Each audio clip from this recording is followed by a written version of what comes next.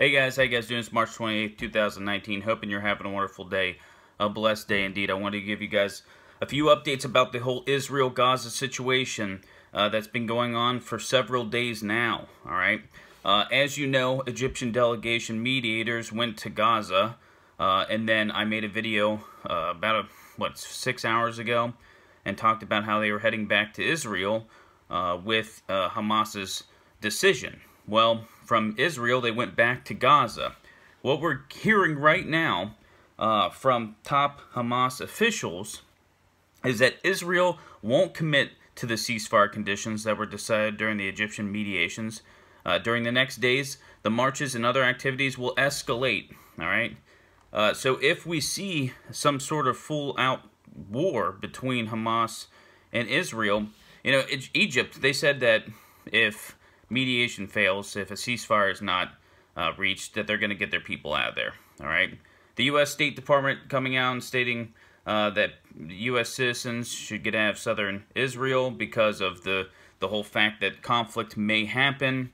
For the first time since the Gaza war, the last Gaza war, we're seeing Israel starting to evacuate border towns with Gaza. We're seeing more and more troop movement and military hardware being sent to the border.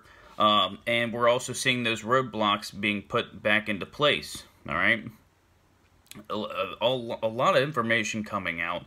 The IDF, once again, closing off areas near Gaza and the border and declaring them closed military zones. This is fear for sniper fire or anti-tank missiles, as Hamas has attacked that way in the past.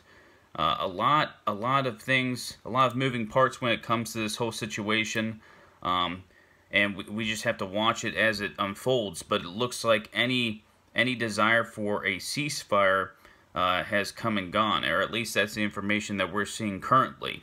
So we need to see what happens over the next few days, honestly, especially because Saturday is that Million March in Gaza. Will we see some sort of action beforehand? You know, or will that be the day that escalation takes place?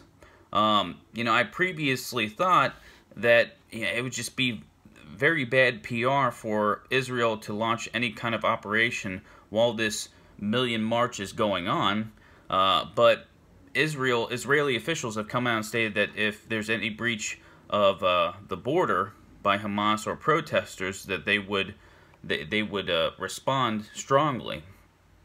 But like I said, guys, this is evolving information. We'll probably know more and more as the hours go by.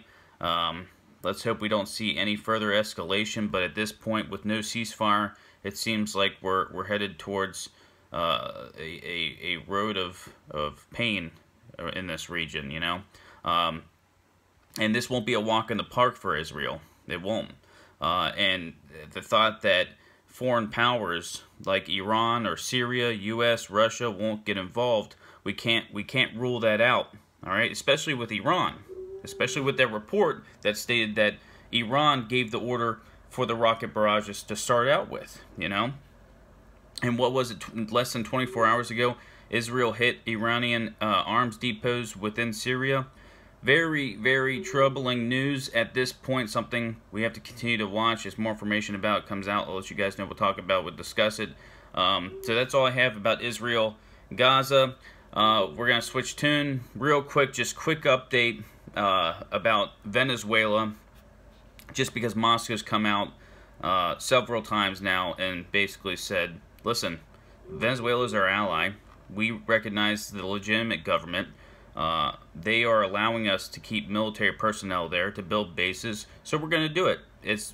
To them, it falls within the realm of international law, you know. And they're also kind of taking a swipe at the United States and saying, "Dude, you're in Syria. Like, why are you throwing shade at us? Doesn't really make any sense." The legitimate Venezuelan government has barred Juan Guaido, I think that's how you, Guaido, from serving office for the next 15 years. Now, is that going to stop any of this? No, that's not. But it's a small update I thought you guys should know about. Secretary Pompeo released a tweet an hour ago saying Maduro calls for hands-off Venezuela while he invites security forces from Cuba and Russia. So he and his cronies can keep plundering Venezuela. It is time for Venezuelan institutions to stand for their sovereignty. Russia and Cuba, hands off Venezuela. Now, April 6th, there's supposed to be some sort of tactical action by the opposition. We will see if that, if that comes to be. Will this be more protests? Will it just be more rallies? Or is this the start of the revolution in Venezuela? And at that point, does the U.S. intervene with Brazil, with Colombia, with different Western powers? We have to continue to watch this situation because, honestly, this is very dangerous indeed. I don't think it's as dangerous currently as Israel and Gaza, but it is a very dangerous situation. I've only had about 30 minutes to look through today's news, so if I see anything else that's breaking, I'll let you guys know. I'll most definitely make another video within the next 6 to 10 hours. But right now, this is what we're seeing. This is what we need to keep our eyes on, guys, all right? It's a wonderful day. It's a beautiful day outside. It's a blessed day. Let's grab a beer, say a few prayers, and as always, keep our eyes to the skies. God bless, guys.